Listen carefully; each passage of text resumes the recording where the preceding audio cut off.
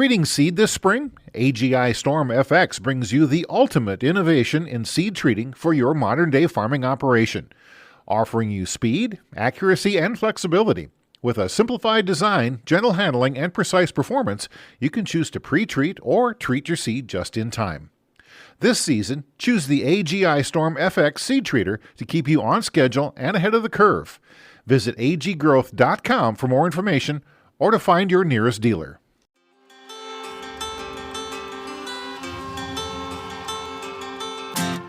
Hi, I'm Caitlin Dubin, and this is the Rural Woman Podcast.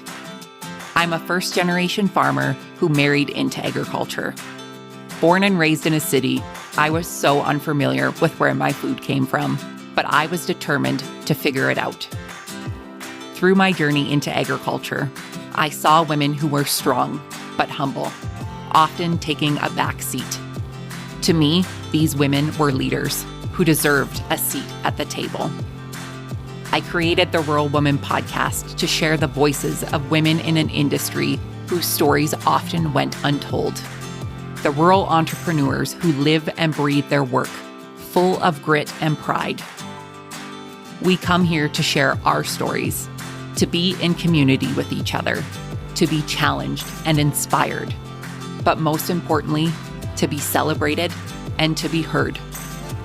We may not all live, farm, ranch, or homestead the same, but we are all connected.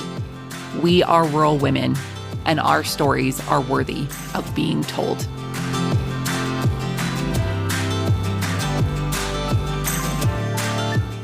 Hey everyone, welcome to this week's episode of the Rural Woman Podcast. This week, you'll meet Kendal Van Hall. Kendal is a farmer in the Palliser Triangle in Alberta. She is an Olds College graduate where she studied horticulture before coming back to the family farm and feedlot in 2015 and began farming her own piece of ground under her own farm in 2016 with her husband. They are solely under irrigation in the Eastern Irrigation district. Kendal is also part of the Brooks and District Feeders Association board, where she is now on her second term. And another fun fact, Kendal is also now a published author. So I'm going to put the link in the show notes to her new book, which is pretty cool. So congratulations on that, Kendal. Before we get to Kendal's interview today, let's go over this week's listener review. This 5-star rating and review is titled Encouraging. Whether you are living an agricultural-based life or not, you will enjoy these amazing stories about women who are following their dreams and supporting their families. Thanks to Caitlin for creating a platform on which all of these women can share their stories and connect with each other. Well, thank you so much, Lily in the Garden via Apple Podcast, for that kind rating and review. I so appreciate all of the wonderful reviews that I have received.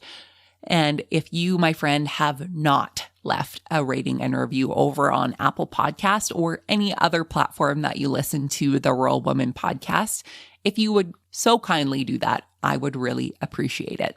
Also want to take a quick moment to welcome our newest patron to the patron community, Karen from the Just Grow Something podcast.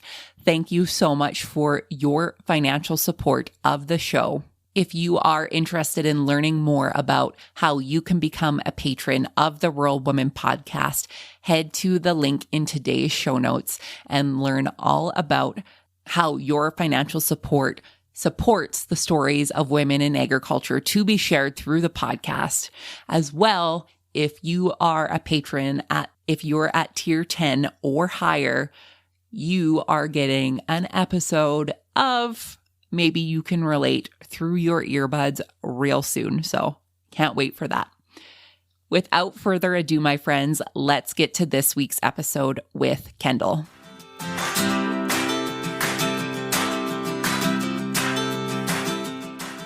Hello, Kendal. Welcome to the Rural Woman Podcast. How are you? I'm doing great. How are you? I'm doing good. I am doing so good. I am excited to chat with you today for the show. We are basically neighbors, And very, very much so, yeah. very much so. I just think it is so neat. You found out we're related here, so. Well, yeah, we do say, I make the joke that, when we can connect so many people that we know, I'm assuming somehow, some way we're related. So Yes. For the listeners who may not be related to you and may be unfamiliar with you, Kendal, give us your background and tell us how you got your start in agriculture. Well, my start in agriculture would have definitely been just doing chores as a young child in my parents' feedlot, which is mostly just shoveling feed bunks and picking rocks, as many farm kids get to experience. But then I graduated high school and I went to Olds College, and I actually took the horticulture program and the landscaping program, and wanted initially to go into greenhouses, but that didn't pan out. And my husband and I now farm in the Eastern Irrigation district in Alberta, southern Alberta. And got our start, just asking around, and we found some rented ground. And I think the first year we ever farmed, we grew wheat and canola.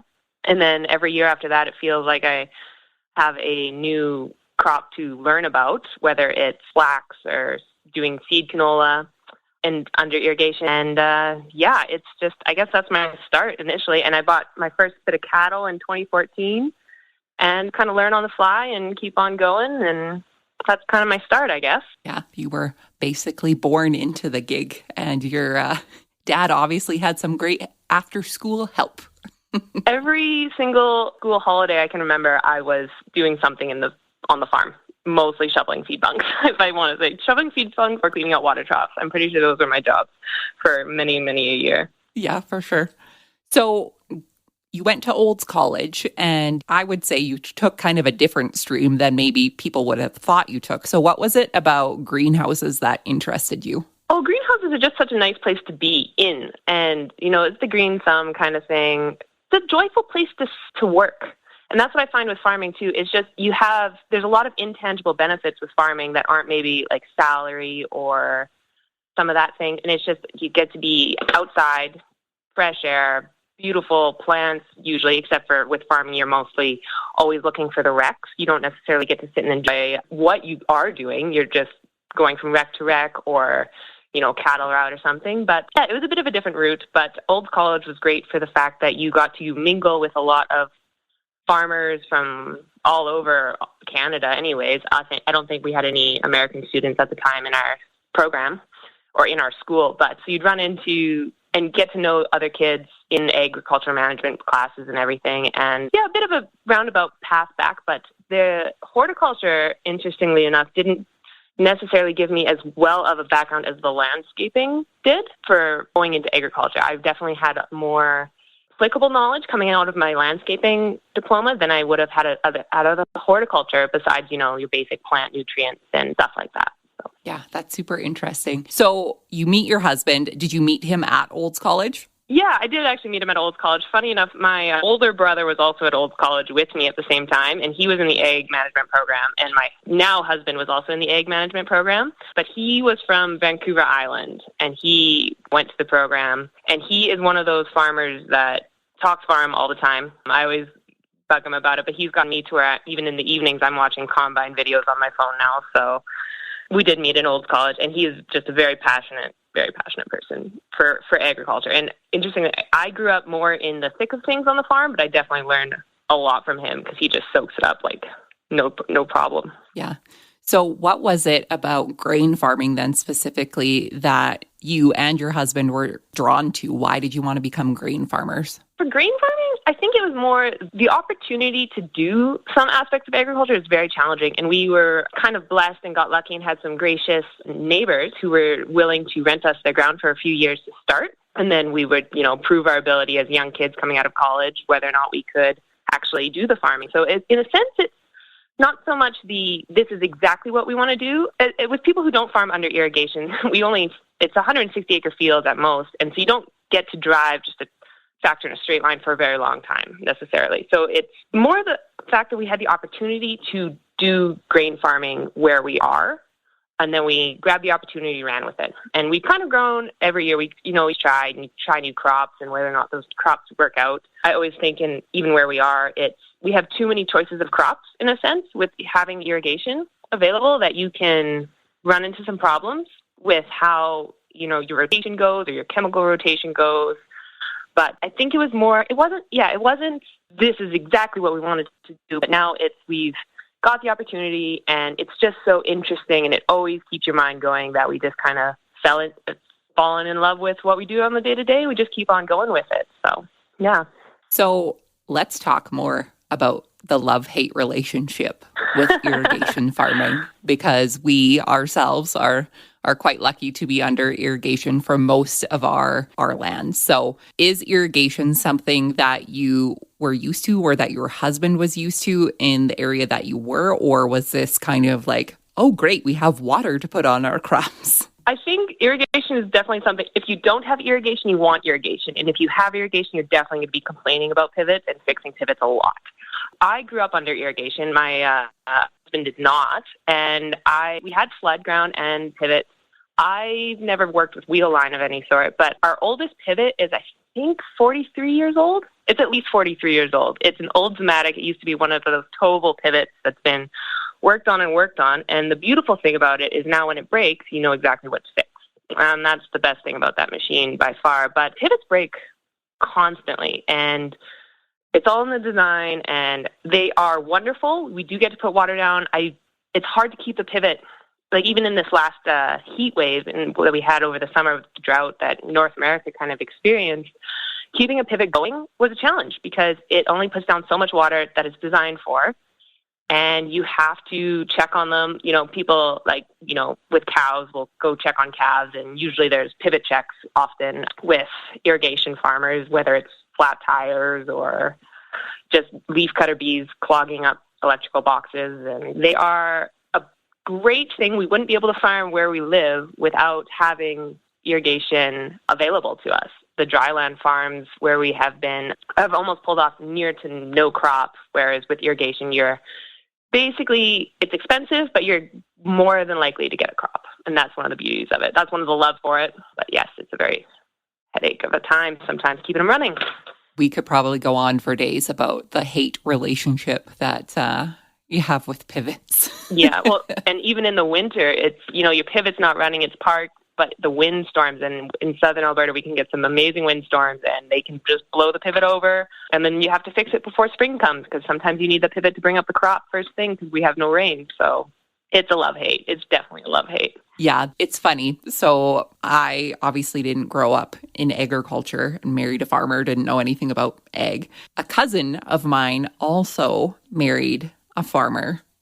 She did not grow up in ag, and I would hazard a guess that she knew about as much as agriculture as I did.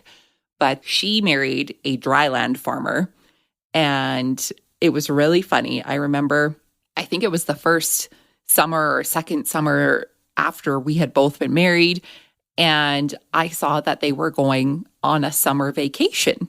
And I said to my husband, well, how do they do that? Like, where are they going on this vacation? Because I know, this is a big family going on this big vacation. And he had said, well, they've done what they needed to do.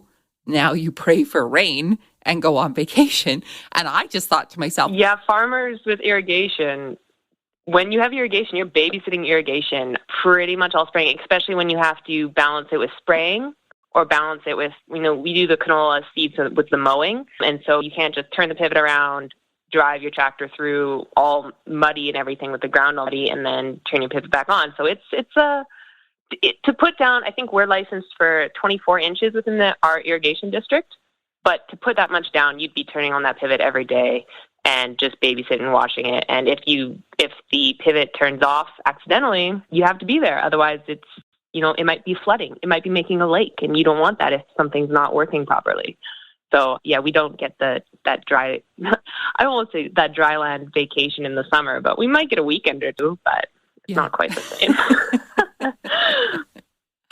Yeah, no, it's very funny to compare the dryland to irrigation. And I always love having these conversations with people who understand the benefits of irrigation, but also the big headache that comes along with it. Yes, very big headache some days.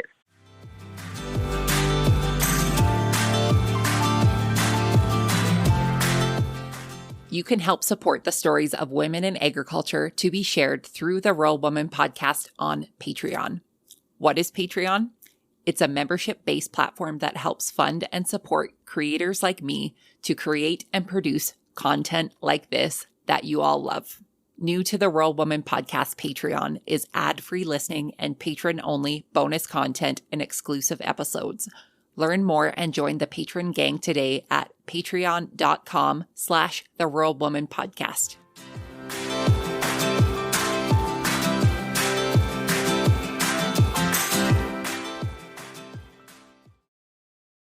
So when you're not working on your farm, you are working off of your farm at your parents' feedlot. So tell us more about that and your parents' operation. Yeah, so my parents run a small feedlot finishing yard for steers, and we take them to finish. And then we're lucky in Alberta to have the 2 local packing plants within Alberta. And most of my time is spent just doing general maintenance and driving the feed truck. I am the feed truck driver, which is great. I get to listen to many a podcast, many a Rural Woman's podcast. And pretty much I check pens, I do cattle things, I fix a lot of fence, I pick up a lot of garbage, I, work in the bins, I get to shovel a lot of grain bins. And it's just the basic day-to-day chores. That's kind of what my role is. And it works out well because I can manage, you can do a lot of emails from a feed truck. You can make a lot of phone calls from a feed truck. So it's kind of been great in the sense that you can, and with it being my family's farm, that they can understand the balance of it. So if say a pivot breaks down or you need to be somewhere to hook something up somewhere else, you can just manage the feedlot on your own because I'm doing all the chores, I guess I should say, and get the jobs done. So it's been people don't like doing chores, but chores is some of the best part of the working with my family in our small feed yard, essentially. So, yeah. That's great. Well, and I like how you're able to essentially balance between the 2 operations. And like you said, you're able to kind of multitask while you're in the truck feeding the cattle. Let's go back to 2020. And you had mentioned about the processors being very close to where you all are. What was that experience like for your operation back in 2020 when the packing plants started to close down for a period? Well, that was an absolutely crazy time because the packing plants closed on a Monday. The Friday before, we shipped out our last cattle that we had that needed to go onto a truck to that packing plant. And then it was closed for the following weeks. And we had no fat animals. We basically beat that closing period by a day, or the 2 days, Saturday, Sunday, before that plant shut down, which is just a stroke of luck in a sense. We didn't have to feed any animals over that period or backlogged any fat animals during that period. But we honestly just got to watch it. It was a very stressful time for a lot of people in southern Alberta, but I don't know if the cattle feeding industry is anything but stress at all times, whether it's with the drought for people getting grain. I know most of the feed coming into southern Alberta seems to be from the state now. We got to finish off our animals that we currently have with barley yet, but I know a lot of barley is gone, and people bring up corn and DDGs from the States to feed in southern Alberta. But it's the cattle feeding game it's a very stressful experience. It's a lot of management, essentially. And I don't do all of that. I don't buy the grain or anything, but it's just a lot of tracking it. And even if you think you know where you've gotten, it's climbing up the bins and sticking your head in to be like, how much do I actually have in here? Whether or not we drive, we weigh everything in, we weigh everything out, and we keep track as best we can. But things definitely do happen. So yeah, no, we didn't have to experience that backlog on the finishing side of things that some people did. We are a half hour south from the JBS packing plant and about an hour and a half east from the Cargill one. And it was a stressful time for a lot of people in our area. And I definitely don't know how they got through that, but they did. And they have managed to. And speaks to the resiliency of farmers in a sense, because it's been a very stressful couple of years. Yeah. That is the understatement of the year, right? Of being a little stressed over the last couple of years. And it's just interesting. And thank goodness that your cattle got there when they needed to get there and not a moment later. But just the stress of people having to go through that and not knowing how they're going to feed their animals. And, when you don't know how you're going to feed your animals, then that really goes down the line of how are you going to feed your family and how are you going to keep this operation going? And it's stressful. And even we're talking about, in 2022, I was able to meet with a group of farmers a couple weeks ago, and we kind of brought up the stresses that, last year has brought to our industry. And a woman looked me dead in the eye and said, we're still going through that stress because they don't know how they're going to feed their cattle. They count their bales every single day to see how many bales they have left and are wondering where they're going to get their next bales. And it's not that, they can't, it's just that they can't even get them.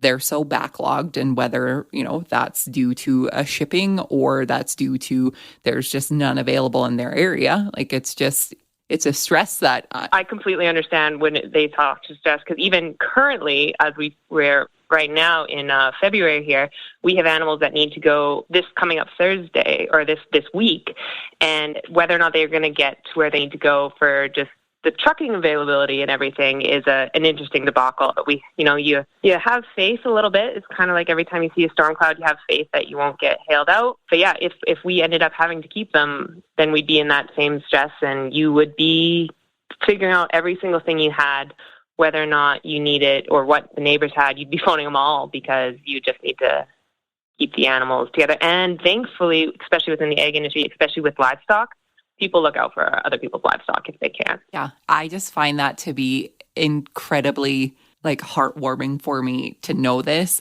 and especially not coming from inside this industry.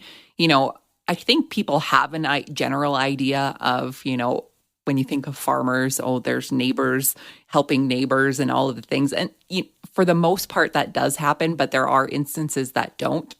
It just doesn't happen. We're not helping one another when we should be or could be. But when it comes to livestock, I feel like people drop whatever it is that they're doing to go and help their fellow neighbor and to help them find resources to help this livestock. So no, I completely agree. I think farmers are some of the gruffest but softest people you'll ever meet once you kind of peel back the layers there. Nobody wants to see animals in any sort of pain or discomfort. They want them to be, on their full fancy ration and eaten away and bedded down, and everybody's happy when all livestock farmers are happy when the livestock is well taken care of. But when it's not, and especially even if trucks break down, feed trucks break down, or feed wagons break down, there is a neighbor almost definitely that is around to help you out. So they all get it. They're all on the same page there. So. Yeah, for sure. So off of the farm, you actually have a position on the Brooks and Districts Feeders Association board. Tell us about that position and what made you decide to be a part of that membership. That was another one where that's where I bought my first bunch of cattle through, and then they had a position open on the board, and so I volunteered for it, and I figured why not. It's a bit of a learning experience, but that's the whole beauty about boards, right? Boards need that diversity. Even if I was young, I think I got on it when I was 23 or 24 is when I first got on that, and learned a lot, of course, but it's a different perspective as well, and especially coming from the young farmer perspective, which is there's young farmers, but then there's what people think young farmers are able to do, whether it's, have the big bucks to put down on a land payment is not necessarily the same kind of context. So to have a young farmer's perspective on a board is great. There's another younger member on that board with me because, again, there was position double, and so we jumped at them. And it's been a really good experience. Met a lot of people from the area. And sometimes, you sit on a board, and especially being a young woman, you sit on the board and you're like, I don't know if I'm supposed to be here. And then they'll bring up topics that you know a lot about, so you can really give your 2 bits, and maybe you know more than some of the people sitting at the table, even though they have been farming for 40, 50 years. But then there's sometimes where they definitely know more, and you just give your 2 bits as you can, and you just work with it. And the nice thing about a Feeders Association board, or a local board like that, is it has rules set to it by the government. So it's there's only so much you can do within the rules that are given to you. It's not a private board, so you can only work within those guidelines.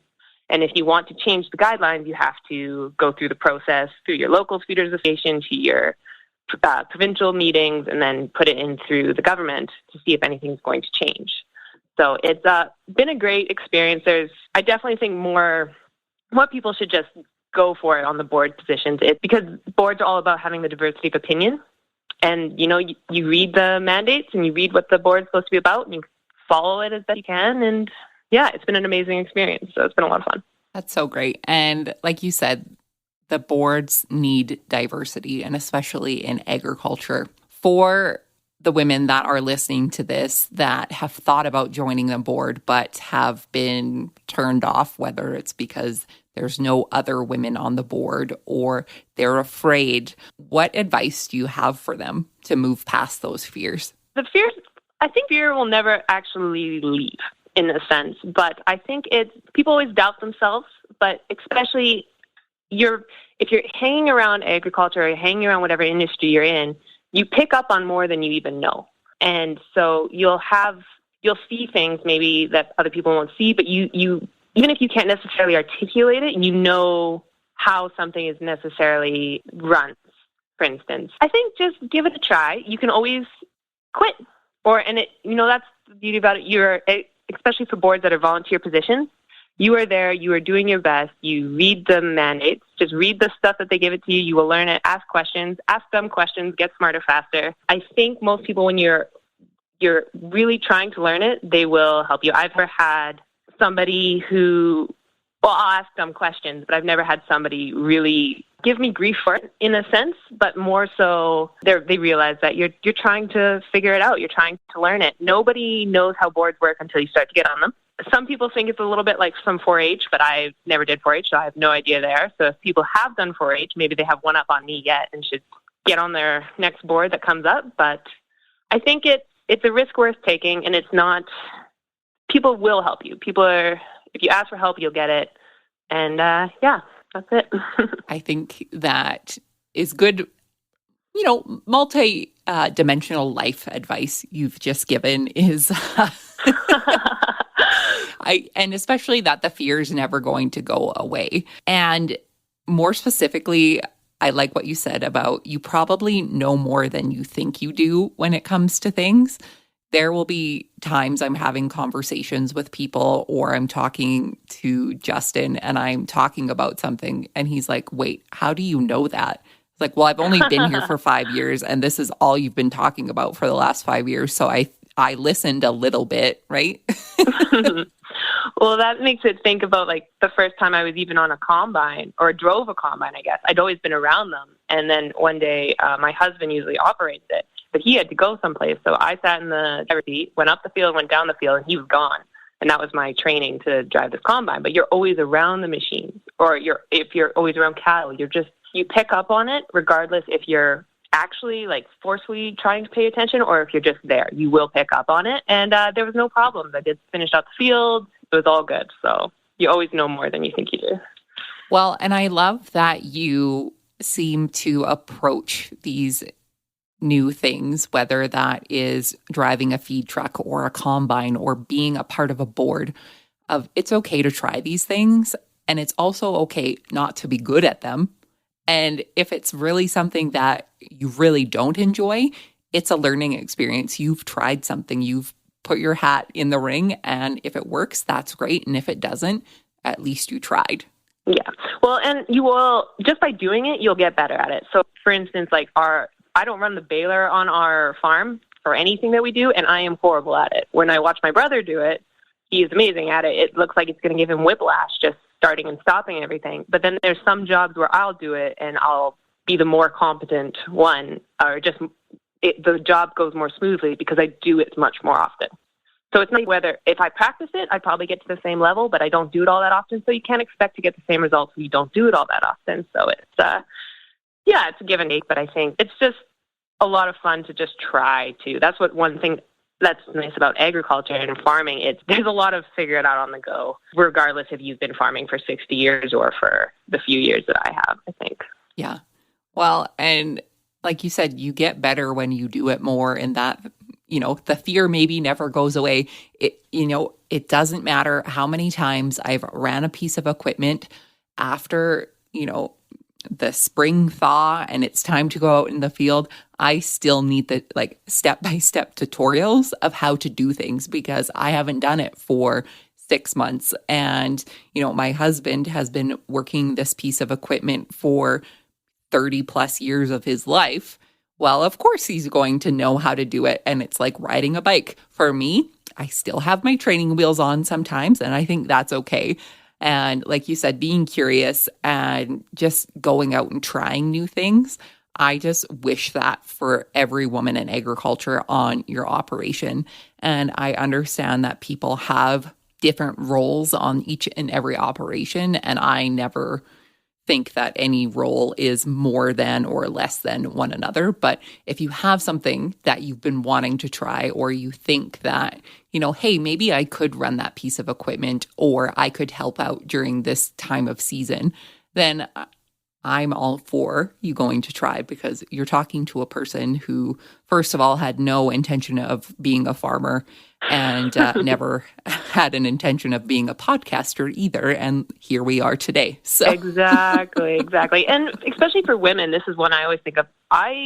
In my farm truck, I carry way more tools than any of the guys do, because whether it's even just like a fence tightener for gates and a large bar, I am built differently than the men in my family. I don't have the same upper body strength, so I have to use tools. It's fine. My truck is just filled with a lot more tools than they are. I get the job done a lot of the jobs just as fast, just as fine as everyone else. And if I have to ask for help, I have to ask for help. But hydraulics are there for a reason, and we use them to our advantage. So. Exactly. And, the saying goes, work smarter, not harder. I think a woman came up with that. Don't quote me on it. But No, I think that's perfect. That's definitely what happened. So, Kendal, what are your plans for the future on your home operation, and what do you hope for in the future for your parents' operation? Oh, that is such a good question. Honestly, right now, I'm not sure how to answer it, just because it's hard to see where the world's going. I definitely like the idea of irrigation. I'll probably stick to it, but maybe that might be just a bit of a crutch that I'm on. Some days it's just, I don't know if it's about growth or if it's just about farming this ground that we have more efficiently. I think there's a bit of both in that. Every year you never know, really. And I would think, even if you're not prepared for the opportunity that's coming, you just take it and then you figure out how to do it after the fact, whether it's more land or a new crop or some of that. But honestly, I'm not sure. We have our crops booked for the next year, but as we've learned in the last few years, so many things can change. It's not for sure until it's actually in the ground. And yeah, I think we'll keep the feedlot going, hopefully, if all Southern Alberta's cattle industry stays strong and all of that. But I don't know. It's a mystery. Nobody knows the future, so we just take it day by day, year by year, I guess. That is a perfectly acceptable answer. It's a stressful time. There's a lot happening in the world out right? there. So. If you would have been asked this question 5 years ago, the answer might have been different, but when we live in I might have had a 5-year plan, but... Exactly. My last question for you, Kendal, is what is the most rewarding part about being a farmer for you? Oh, the most rewarding part is definitely all the intangible benefits, I think. Like being in the fresh air, spending time with family, at least on my own operation, watching sunsets. You're outside all the time. You might as well just take a minute. Southern Alberta gets some beautiful sunsets. It's being outside. It's just enjoying the fresh air, enjoying the day, trying to enjoy the work you're doing, if it's a rec or if it's just the stand chores. I think it's just being, and the challenge. The challenge is really rewarding. I think that's one thing when we have visitors, especially, you're doing tangible jobs a lot of the time, so you get to see the reward at the end of the day, and that's really nice. For sure. Those are all good benefits. Even in Southern Alberta, when it's very windy, we still get really nice sunsets. So. We do. Yeah. Yeah. For the listeners who would like to connect with you after the show, where can they find you online? They can find me on Instagram. That's probably the only place to find me. I am on Twitter, but I am not much of it. I don't do a lot of that, but I think it's a fascinating world. Learn a lot. Twitter is always really good. But yeah, you can find me on Instagram, Kendal Van Hall. Yeah. that's about it. I'd be happy to have you guys hang around. One of the best things from all of the podcasts and Instagram and everything is connecting with other rural women. So it's a lot of fun. I completely agree. It's my favorite place to hang out too, is over on the Instagram. So thank you so much for sharing your story with us, Kendal, and thank you for adding your voice to the Rural Woman podcast. Oh, thank you. It was so much fun. It was good time.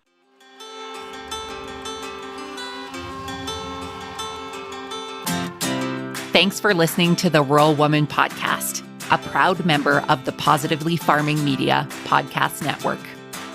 The Rural Woman podcast is more than just a podcast. We are a community.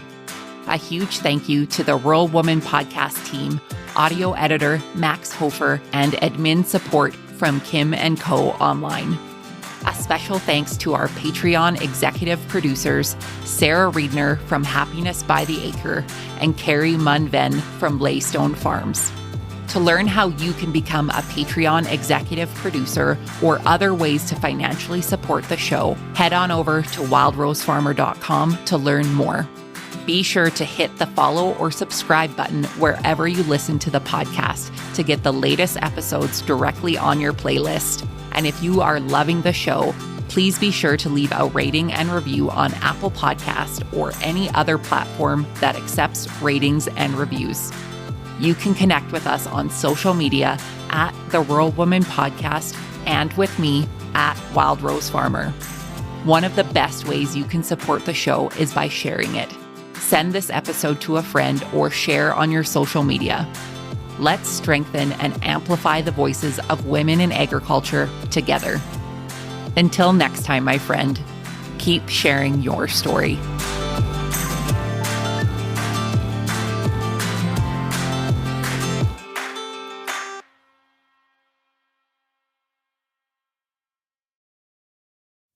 Did you know that you can get this same great episode of the Rural Woman podcast ad-free? I get it. Listening to ads during a podcast isn't always my favorite either. But in order to keep the lights and coffee pot on here at the Rural Woman Podcast Studios, they are necessary. I am so grateful to each and every one of my sponsors, but if you yourself would like to skip the ads while supporting the show, consider joining me over on Patreon. Patrons of the Rural Woman podcast get ad-free episodes starting at Tier 5 on their podcast player of choice each week, plus some other great benefits. Find out more by heading to the link in today's show notes to learn how you can become a patron through Patreon.